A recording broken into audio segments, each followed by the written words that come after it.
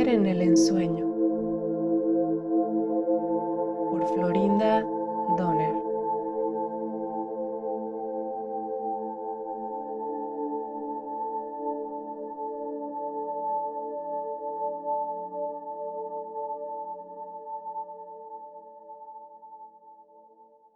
Capítulo 3. En esta etapa me resultaba difícil determinar si el picnic había sido un sueño o en realidad había acontecido. No era capaz de recordar en orden secuencial todos los eventos en que había participado desde el momento en que me dormí en la cama de la sala de curación. El siguiente recuerdo nítido era el de encontrarme hablando con Delia en esa misma habitación. Habituada a esos lapsus de memoria comunes en mi juventud, en un principio no adjudiqué demasiada importancia a esta anomalía. De niña, cuando me asaltaban ganas de jugar, con frecuencia abandonaba la cama semidormida y salía de la casa a hurtadillas a través de las rejas de una ventana. Muchas veces desperté en la plaza jugando con otros niños que no eran obligados a acostarse tan temprano como yo. No abrigaba dudas al respecto de la autenticidad de la comida, pese a no poder ubicarla temporalmente. Intenté pensar, reconstruir los hechos, pero me asustaba actualizar la idea de mis lapsus infantiles. En cierto modo me resistía a hacerle preguntas a Delia acerca de sus amigas, y tampoco ella ofreció información. Sin embargo, abordé el tema de la sesión curativa que no dudaba había sido un sueño. Me introduje en el tema con cautela. Tuve un sueño muy nítido respecto a una curandera, dije. No solo me dijo su nombre, sino que me aseguró haber eliminado todas mis pesadillas. No fue un sueño, repuso Delia en un tono que revelaba a las claras su desagrado, a la vez que me miraba con molesta insistencia.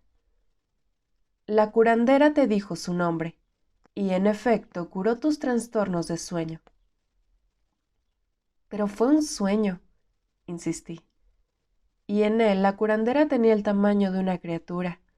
Ella no puede haber sido real. Delia echó mano de un vaso de agua que había sobre la mesa, pero no bebió. En cambio, lo hizo girar infinitas veces en su mano sin derramar una gota, luego de lo cual me miró con ojos resplandecientes.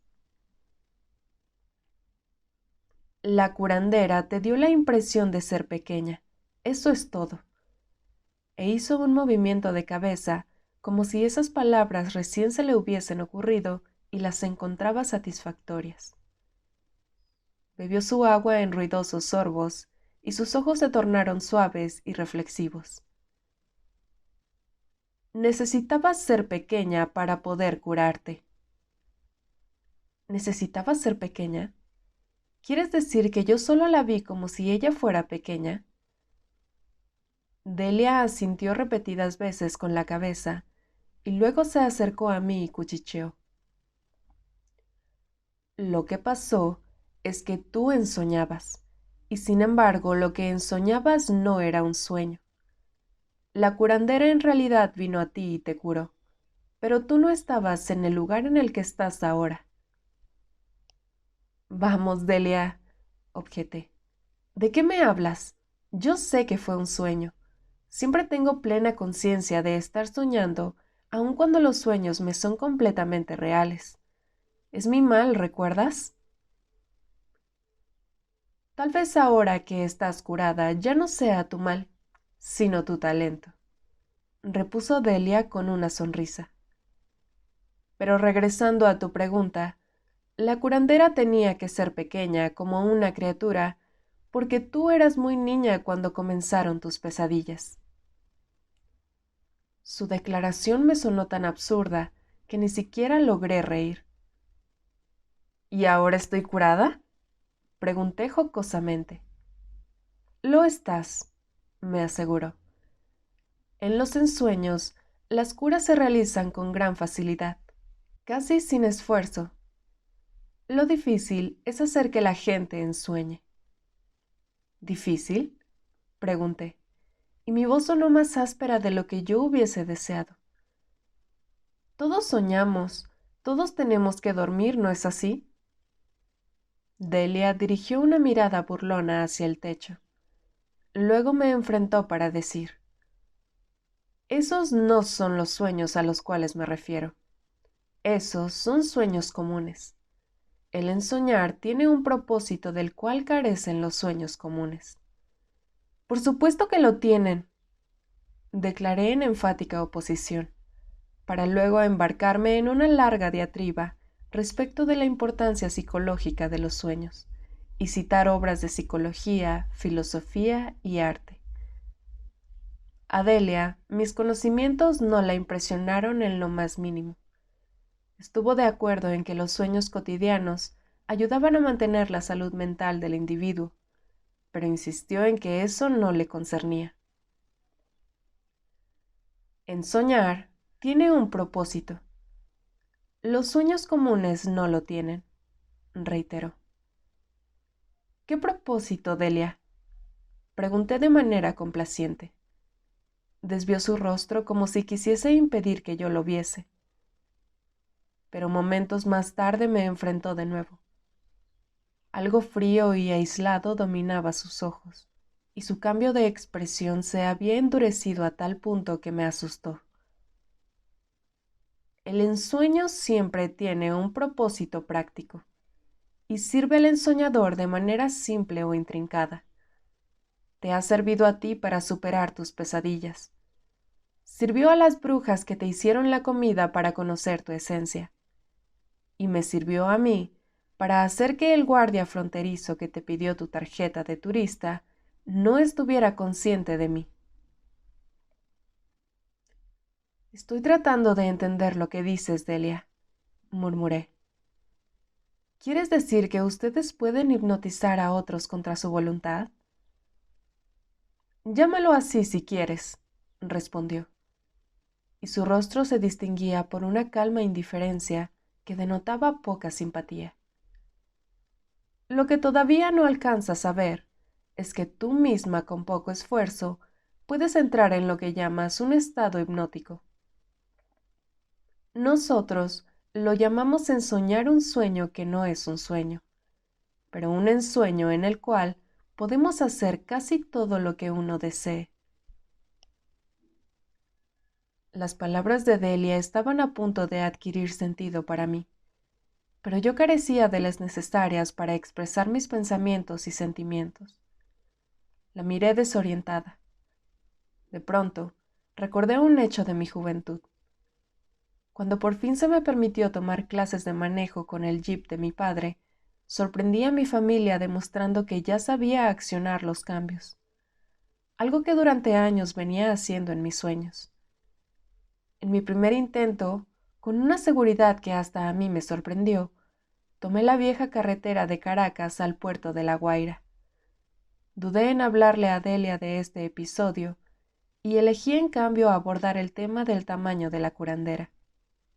No es una mujer alta, respondió, pero tampoco tan pequeña como tú la viste. En su ensueño curativo, ella proyectó su pequeñez para beneficio tuyo, y al hacerlo apareció pequeña. Esa es la naturaleza de la magia. Debes ser aquello cuya impresión deseas dar. ¿Es una maga?, pregunté esperanzada. La idea de que todos trabajaban en un circo, de que eran parte de un espectáculo de magia, me había cruzado la mente en varias ocasiones. Creí que eso explicaría muchas cosas acerca de ellos. No, no es una maga, es una hechicera, dijo, y Delia me miró con tal desdén que me avergoncé de mi pregunta. Los magos son del teatro. Los hechiceros son del mundo sin ser parte del mundo, explicó. Luego cayó en un largo silencio, al fin del cual suspiró antes de hacerme la siguiente pregunta. ¿Te gustaría ver a Esperanza ahora? Sí, respondí animosa. Me gustaría mucho. La posibilidad de que la curandera fuese un ser real y no un sueño me mareaba. Delia no me convencía del todo, y sin embargo deseaba creerle a todo costo. Mis pensamientos se desbocaron. De pronto caí en la cuenta de no haberle mencionado a Delia el hecho de que la curandera de mi sueño había manifestado llamarse Esperanza. Tan absorta estaba en mis pensamientos que no percibí que Delia hablaba. «Perdón, ¿qué dijiste?», le pregunté. La única manera en que puedes hallarle sentido a todo esto es ensoñando de nuevo, respondió, y con una suave risa agitó su mano como invitando a alguien a presentarse. Sus palabras carecían de importancia para mí. Mis pensamientos ya fluían por otro carril. Esperanza era un ser real, y me animaba la certeza de que me clarificaría todo. Además, no había asistido a la comida ni me había vejado como hicieron las otras mujeres. Abrigaba la vaga confianza de que yo le había caído bien a Esperanza, y este pensamiento en cierta forma restauró mi seguridad. Para ocultar mis sentimientos a Delia, manifesté ansiedad por ver a la curandera. Quisiera agradecerle, y por supuesto pagarle por todo cuanto hizo por mí. Ya está todo pagado, anunció Delia, y el tinte burlón de sus ojos reveló que tenía acceso a mis pensamientos. ¿Qué quieres decir con eso de «ya está todo pagado?», pregunté con voz chillona. ¿Quién lo pagó? Es difícil explicarlo, respondió, y el distante dejo de bondad que denotaba su voz me trajo tranquilidad. Todo comenzó en la fiesta de tu amiga en Nogales. Llamaste mi atención de inmediato. No me digas, pregunté intrigada, ansiosa por escuchar alabanzas referentes al buen gusto de mi cuidadosamente seleccionado guardarropa. Sobrevino un incómodo silencio. No lograba ver los ojos de Delia, velados tras sus párpados semicerrados, y había algo perturbador en su voz, con todo tranquila, cuando dijo haber observado que cada vez que yo debía hablar con la abuela de mi amiga, parecía absorta y como dormida. Absorta no es la palabra, respondí. No tienes idea de lo que tuve que luchar para convencer a la vieja de que yo no era el diablo encarnado. Delia pareció no escucharme y prosiguió hablando. De inmediato percibí que tenías gran facilidad para ensoñar, de modo que te seguí por la casa para verte en acción. No tenías plena conciencia de lo que hacías o decías, y sin embargo te desempeñabas muy bien, riendo, hablando y mintiendo descaradamente para caer bien. ¿Me estás llamando mentirosa?, pregunté en broma, y sin embargo dejando en descubierto el hecho de sentirme herida. Sentí la necesidad de enojarme, y para amortiguar el peligroso impulso, fijé la vista en el cántaro de agua sobre la mesa. No me atrevería a llamarte una mentirosa, explicó Delia un tanto pomposamente. Yo te calificaría como una ensoñadora. Su voz estaba cargada de solemnidad, pero sus ojos brillaban de gozo y sana malicia cuando dijo: Los hechiceros que me criaron decían que no importaba lo que puedas llegar a decir, siempre y cuando tengas el poder para decirlo. Y su voz transmitía tal entusiasmo y aprobación que tuve la certeza de que había alguien tras una de las puertas escuchándonos. Y la manera de lograr ese poder es ensoñando. Tú no lo sabes porque lo haces de una manera natural, pero cuando te ves enfrentada por alguna dificultad, tu mente se sumerge de inmediato en el ensueño. ¿Fuiste criada por hechiceros, Delia?, pregunté para cambiar de tema. Por supuesto. respondió cual si fuese lo más natural del mundo. ¿Tus padres eran hechiceros? Oh, no, respondió con una risa ahogada. Un día los hechiceros me encontraron y de allí en adelante me criaron. ¿Qué edad tenías? ¿Eras una criatura? Delia rió como si con mi pregunta yo hubiese alcanzado la quinta esencia del humor. No, no era una criatura. Tal vez tenía tu misma edad cuando me encontraron y se encargaron de mi crianza. ¿Qué quieres decir con se encargaron de mi crianza? Delia me miró sin que sus ojos me enfocaran, haciéndome pensar que no me había oído, o de haberlo hecho, no estaba dispuesta a responder. Repetí la pregunta, ante la cual sonrió encogiéndose de hombros. Me criaron como quien cría un niño, dijo finalmente. No importa la edad que uno tenga. En su mundo, uno es un niño. Asaltada de pronto por el temor de que nuestra conversación pudiese ser escuchada, miré por encima de mi hombro y dije en voz baja: ¿Quiénes son estos hechiceros, Delia? Esa es una pregunta difícil, musitó, y por el momento ni siquiera puedo intentar una respuesta. Todo lo que puedo decir acerca de ellos es que son quienes me dijeron que nadie debe mentir para ser creído. ¿Y por qué debería mentir uno entonces?, pregunté. Por el mero placer que hay en ello, respondió con prontitud, y se puso de pie para dirigirse hacia la puerta que conducía al patio. Pero antes de franquear el umbral se volvió hacia mí, y con una sonrisa preguntó: ¿Conoces el dicho aquel? Si no estás mintiendo para ser creído, puedes decir lo que quieras sin importarte lo que piensen de ti. Nunca escuché eso. Supuse que lo había inventado. Llevaba su marca. Además, agregué, no entiendo lo que estás tratando de decir. Estoy segura de que sí sabes, afirmó, y me miró de reojo a través de la madeja de su negra cabellera. Con un gesto del mentón me incitó a seguirla. Vamos ahora mismo a ver a Esperanza. Me incorporé de un salto y la seguí, solo para detenerme abruptamente en la puerta. Cegada de momento por la luz externa, me detuve procurando determinar qué había sucedido.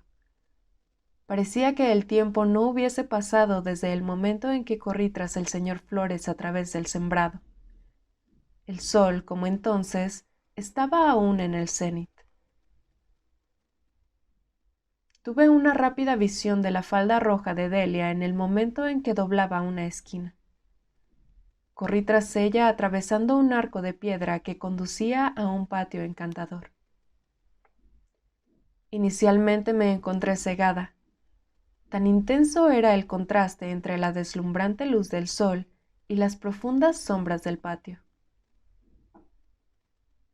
Me mantuve inmóvil, sin aliento, inhalando el aire húmedo, fragante gracias al olor de azares, madreselva y arvejillas. Trepando por líneas que parecían suspendidas del cielo, las arvejillas resaltaban como una cortina brillante entre el follaje de árboles, arbustos y helechos. Sentada en una mecedora en medio del patio, descubrí a la hechicera que vi antes en mi sueño. Era mucho más vieja que Delia y las otras mujeres, aunque cómo lo supe no podría decir. Se mecía con un aire de abandono, y sentí una angustia dolorosa en todo mi ser cuando me asaltó la certeza irracional de que cada movimiento de su silla la alejaba de mí. Una oleada de agonía y una sensación de soledad indescriptible me envolvieron. Quería cruzar el patio para retenerla, pero algo en la intrincada trama de las oscuras baldosas impedía el libre movimiento de mis pies. Por fin pude pronunciar su nombre, pero en voz débil, apenas audible para mis oídos. Esperanza. Abrió los ojos y sonrió sin demostrar sorpresa alguna, tal como si me hubiese estado aguardando, y puesta de pie caminó hacia mí. Pude entonces apreciar que no era del tamaño de una criatura, sino de mi misma altura, delgada y de aspecto frágil, pese a lo cual irradiaba una vitalidad ante la cual me sentí empequeñecida. Me hace muy feliz verte de nuevo. Saludó en un tono que sonó sincero, y con un gesto me invitó a tomar asiento en una de las sillas de junco junto a la mecedora. En torno de nosotros, en las inmediaciones, descubrí a las otras mujeres, incluso Delia, sentadas en sillas de junco semi-escondidas entre árboles y arbustos. También ellas me miraban con curiosidad, algunas sonriendo, otras comiendo tamales de los platos que tenían en sus faldas. En la verde luz difusa del patio, y no obstante su mundana actividad gastronómica, parecían imaginarias, insustanciales, y sin embargo extrañamente vívidas pese a la ausencia de nitidez que las envolvía.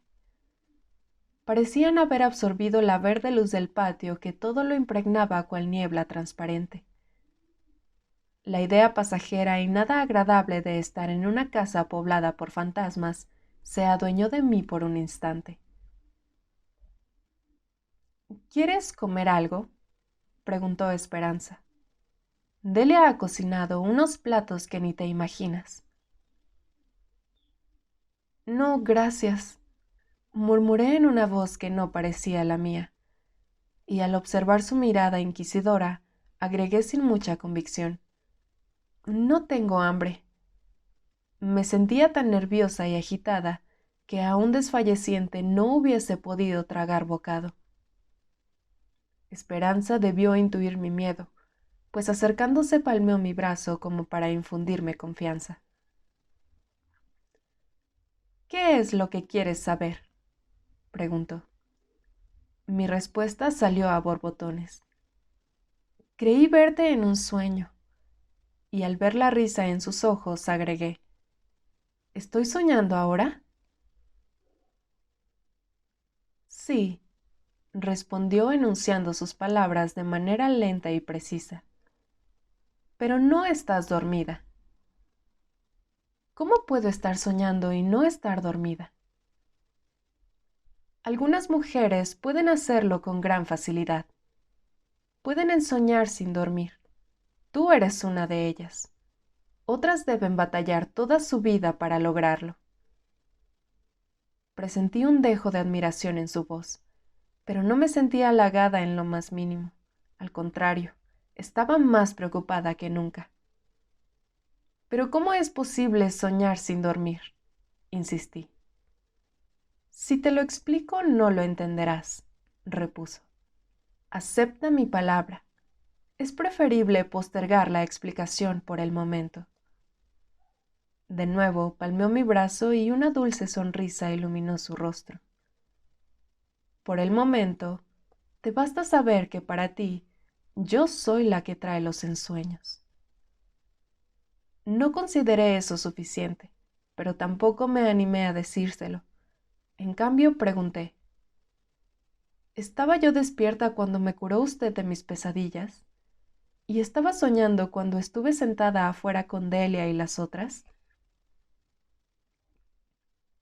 Esperanza me contempló largo rato antes de hacer un movimiento con la cabeza cual si hubiese decidido revelar una verdad monumental. Eres demasiado simplona para comprender el misterio de lo que hacemos. Dijo esto de manera tan casual, tan sin intención de emitir un juicio, que no me sentí ofendida ni intenté réplica alguna. Pero podría usted hacérmelo entender, ¿verdad?, supliqué anhelante. Se escucharon risitas de las otras mujeres, no burlonas, pero sí un murmullo como de coro en sordina, cuyo eco me envolvió. sonido que no parecía provenir de las mujeres, sino de las sombras del patio.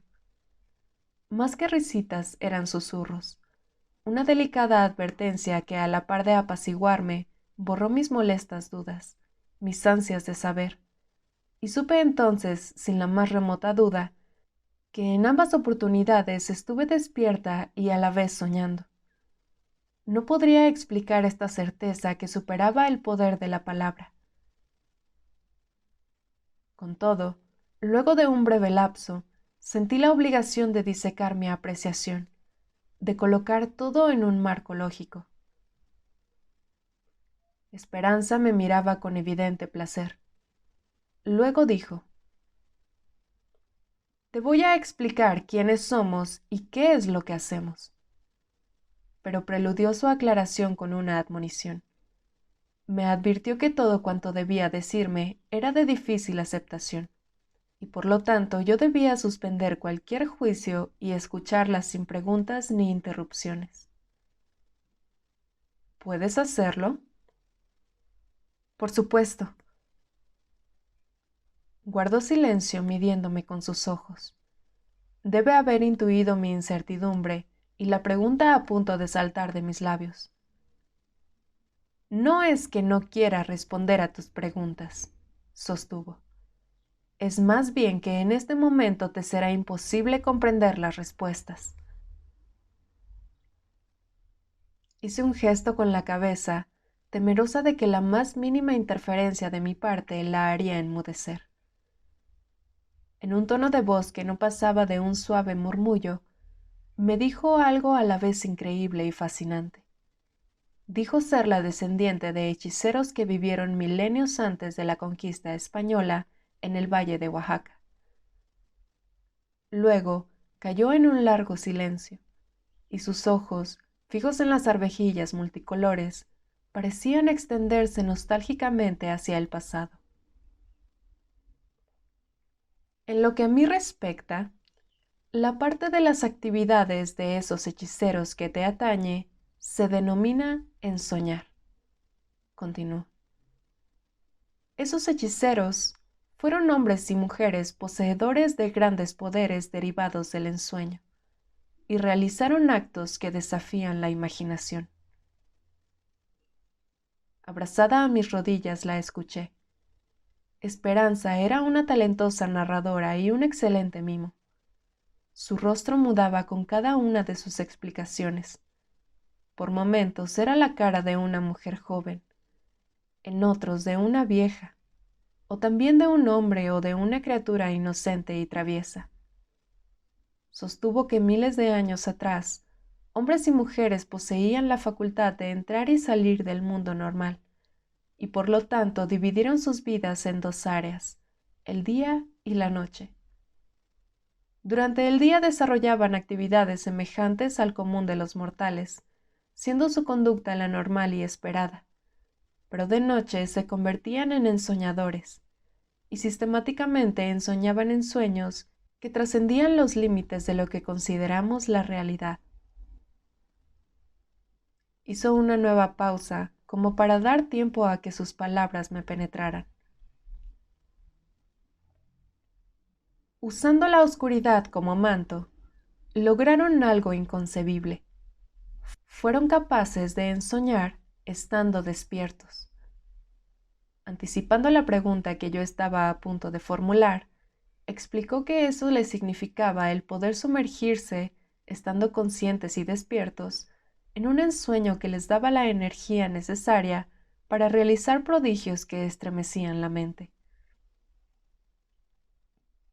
Debido a la modalidad agresiva imperante en mi hogar, nunca desarrollé la habilidad necesaria para poder escuchar durante largo rato. Si no podía enfrentar preguntas directas, belicosas, ningún intercambio verbal, por interesante que fuese, tenía sentido para mí. Al no poder discutir me impacienté. Hervía de preguntas, pero que me explicasen cosas no era el objetivo de mi necesidad de interrumpir.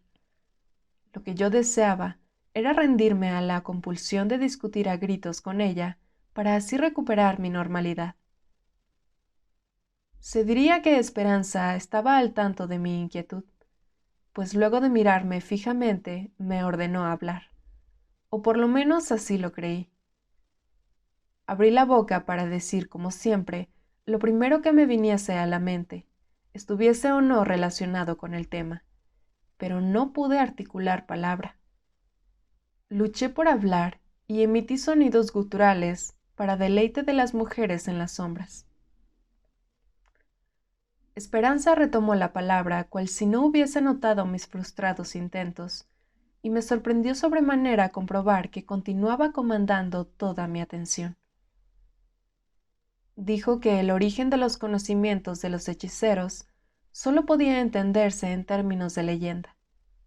Un ser superior, apiadándose de la terrible condición del hombre, el ser empujado como un animal por el hambre y la reproducción, le confirió el poder de ensoñar y le enseñó cómo usar esos sueños. Por supuesto, las leyendas dicen la verdad de un modo velado, explicó. Su éxito en ocultar la verdad reside en la convicción del hombre de que no pasan de simples historias. Leyendas de hombres que se transforman en ángeles o en pájaros son relatos de verdades ocultas que parecen ser fantasía, o simplemente las alucinaciones de mentes alteradas o primitivas. Durante miles de años, la tarea de los hechiceros ha sido la de inventar nuevas leyendas o descubrir la verdad escondida en las antiguas. Aquí es donde figuran los ensoñadores, tarea en la cual sobresalen las mujeres. Poseen la facultad de abandonarse y dejarse ir. La mujer que me enseñó a ensoñar podía mantener 200 ensueños. Esperanza me observó con atención, como ponderando mi reacción, que era de completo estupor, pues no tenía idea del significado de todo eso. Explicó que mantener un ensueño significaba que uno podía ensoñar algo específico respecto de sí mismo y entrar en ese ensueño a voluntad. Su maestra, dijo, podía entrar voluntariamente en 200 ensueños que le concernían. Como ensoñadoras, las mujeres son insuperables, me aseguró Esperanza. Son extremadamente prácticas, y para mantener un ensueño, una debe serlo, pues el ensueño debe tocar aspectos prácticos de sí mismo. El favorito de mi maestra era ensoñarse como un halcón, otro como una lechuza, de modo que, dependiendo del momento del día, podía ensoñarse como cualquiera de los dos, y dado que ensoñaba despierta, era real y absolutamente un halcón o una lechuza. Había tal sinceridad y convicción en su tono y en sus ojos, que caí por completo bajo su encanto. No dudé de ella ni por un instante, y nada de lo que pudo haber dicho me hubiese parecido descabellado. Prosiguió con el tema. Para llevar a buen término un ensueño de esta naturaleza, las mujeres necesitaban poseer una disciplina de hierro. Y acercándose a mí como si no quisiese que las demás escuchasen, explicó. Por disciplina de hierro, no quiero aludir a ningún tipo de rutina ardua, sino más bien a que las mujeres deben acabar con la rutina de lo que se espera de ellas, y deben hacerlo en su juventud cuando sus fuerzas están intactas. Con frecuencia, cuando las mujeres llegan a una edad en que ya no tienen que ser mujeres, deciden que es llegado el momento de preocuparse con pensamientos y actividades no mundanas o extramundanas. No saben ni quieren creer que tales empeños casi nunca tienen éxito. El secreto de la fortaleza de la mujer está en su matriz. Esperanza movió su cabeza de manera enfática. Se diría que había escuchado la pregunta tonta que invadió mi mente. ¿Su matriz? Las mujeres, continuó, deben comenzar por quemar su matriz. No pueden ser el terreno fértil que debe ser fecundado por el hombre siguiendo el mandato del mismísimo Dios. Continuó inspeccionándome desde muy cerca. Sonrió y preguntó: ¿Por ventura, eres religiosa? Negué con la cabeza. No podía hablar, y mi garganta estaba tan constreñida que apenas si lograba respirar. Me encontraba paralizada por el miedo y el asombro, no tanto por lo que me decía, como por el cambio operado en ella. Si me lo hubiesen demandado, no hubiese podido decir cuándo cambió, pero de pronto su rostro era joven y radiante. Parecía que un fuego interno hubiese incendiado su ser. «Eso es bueno», exclamó. «De este modo no tendrás que luchar contra creencias que son muy difíciles de superar. Yo fui criada como una devota católica, y por poco morí cuando debí examinar mi actitud frente a la religión». Suspiró. Su voz se tornó nostálgica y suave cuando agregó: «Eso no fue nada comparado con la batalla que debí librar antes de convertirme en ensoñadora fiel». Aguardé expectante, respirando apenas, mientras una sensación bastante placentera, semejante a una corriente eléctrica, se extendía por todo mi cuerpo. Supuse que me narraría algo espeluznante, la crónica de su lucha contra criaturas terroríficas, y mal pude disimular mi desencanto cuando reveló que la tal batalla fue contra sí misma. Para convertirme en ensoñadora, debí vencer al yo que es nuestro ser, y nada, absolutamente nada es tan difícil. Nosotras, las mujeres, somos las más desgraciadas prisioneras de nuestro ser. Es nuestra prisión, hecha de órdenes y expectativas con las que nos abruman desde el momento en que nacemos. Tú sabes cómo es. Si el primogénito es varón, el hecho se celebra. Si es mujer, hay un encogimiento de hombros y la resignada frase: «Está bien, igual la querré y haré cualquier cosa por ella». Por respeto no di rienda suelta a mi risa. Jamás en mi vida había escuchado declaraciones de tal naturaleza. Yo me consideraba una mujer independiente, pero era obvio, a la luz de lo dicho por Esperanza, que mi situación era igual a la de cualquier otra mujer, y contrariamente a lo que hubiese sido mi reacción normal ante tal concepto, concordé con ella. Siempre se me había enseñado que mi precondición de mujer me obligaba a la dependencia, y se me enseñó que una mujer podía considerarse afortunada si era deseable, para así lograr la atención de los hombres.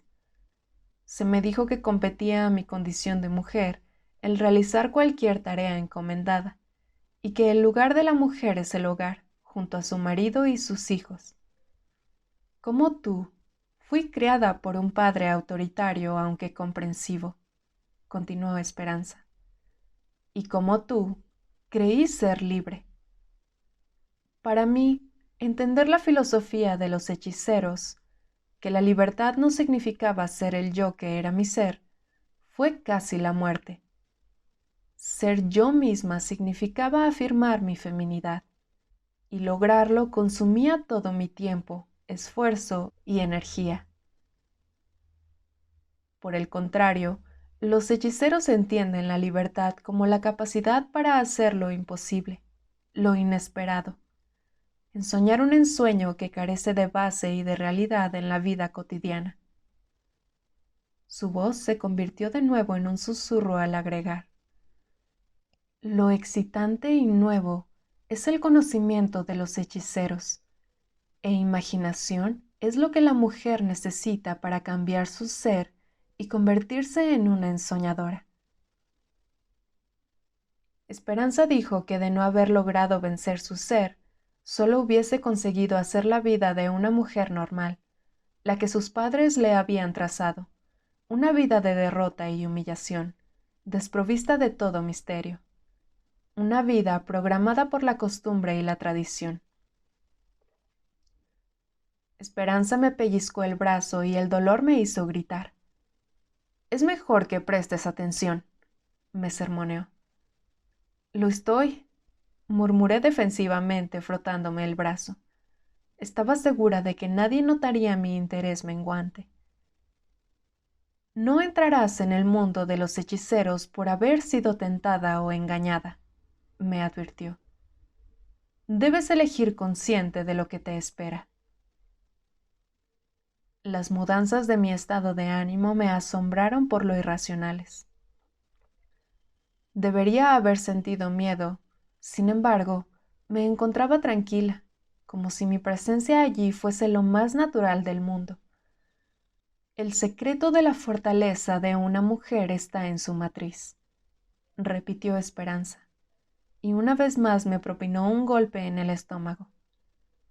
Dijo que las mujeres ensoñaban con sus matrices, o más bien, desde sus matrices. El hecho de tener matriz las hace ensoñadoras perfectas. Antes siquiera de que yo lograse completar el pensamiento, ¿por qué es la matriz tan importante?, Esperanza me dio la respuesta. La matriz es el centro de nuestra energía creativa, a tal punto que si desapareciesen los machos del mundo, las mujeres continuarían reproduciendo, y entonces el mundo estaría poblado únicamente por la hembra de la especie humana. Agregó que reproduciéndose unilateralmente las mujeres, solo lograrían reproducir clones de sí mismas. Me sentí genuinamente sorprendida por esta específica muestra de erudición, pero no pude contener mi interrupción y decirle a Esperanza que había estudiado lo referente a reproducción asexual y partogenética en clase de biología. Se encogió de hombros y prosiguió con su explicación. La mujer, teniendo entonces la habilidad y los órganos para reproducir la vida, también posee la habilidad para producir en sueños con esos mismos órganos. Al observar la duda en mis ojos, me advirtió. No te preocupe el cómo se logra. La explicación es muy simple, y por ser simple es lo más difícil de entender. A mí todavía me ocasiona dificultades, de modo que como buena mujer, actúo, ensueño y dejo las explicaciones a los hombres. Esperanza aducía que originalmente los hechiceros de quien me había hablado transmitían sus conocimientos a sus descendientes biológicos o a personas de su propia elección, pero los resultados habían sido catastróficos. En lugar de ampliar esta erudición, los nuevos hechiceros elegidos por favoritismo arbitrario se confabularon para promoverse a sí mismos. Fueron finalmente destruidos, y esa destrucción casi borró el conocimiento. Los pocos sobrevivientes decidieron entonces que en el futuro su sabiduría jamás sería legada a sus descendientes o a personas de su elección, sino a aquellos elegidos por un poder impersonal llamado el espíritu. Y ahora, todo esto nos trae a ti. Los hechiceros de la antigüedad decidieron que solo aquellos predeterminados calificarían. Tú nos fuiste señalada y aquí estás. Eres una ensoñadora nata, y depende de las fuerzas que nos rigen cuál será tu futuro camino. No depende de ti, ni por supuesto de nosotros. Solo puedes aceptar o rehusar. Juzgando por la urgencia de su voz y la luz especial en sus ojos, era obvio que Esperanza me había suministrado esta información con toda la debida seriedad, y fue esto lo que impidió que me riese.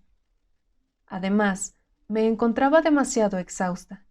La concentración mental que necesité para seguirla había sido demasiado intensa. Deseaba dormir. Ella insistió en que yo estirase las piernas y me acostase para relajarme. Lo hice al punto de quedarme dormida. Desperté sin idea de cuánto había dormido.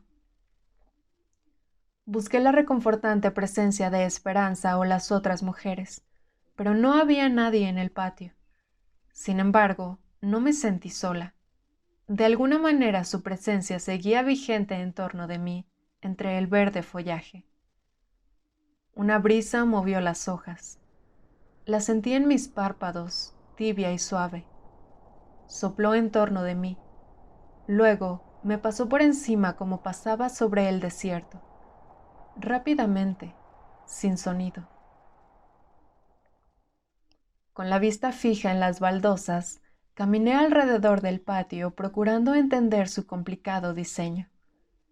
Y me alegró comprobar que las líneas conducían de una silla de junco a otra. Intenté recordar quién había ocupado cada una de las sillas, pero mi esfuerzo resultó infructuoso. No podía recordarlo. Me distrajo un delicioso aroma de comida realzada por ajo y cebolla, y guiada por el olor llegué a la cocina, una habitación larga y rectangular, tan desierta como el patio. El diseño alegre de las baldosas me recordaba a las del patio, pero no me detuve a constatar su similitud, pues descubrí la comida sobrante sobre una maciza mesa de madera en medio de la estancia. Presumiendo que era para mí, tomé asiento y comí todo. Se trataba del mismo guiso sazonado que había comido con ellos. Calentado, sabía aún mejor. Al recoger los platos, descubrí una esquela y un mapa bajo mi esterilla. En ella, Delia me sugería regresar a Los Ángeles vía Tucson, donde se encontraría conmigo en cierta cafetería indicada en el mapa. Solo allí, informaba, podría decirme más acerca de sí misma y sus amigos.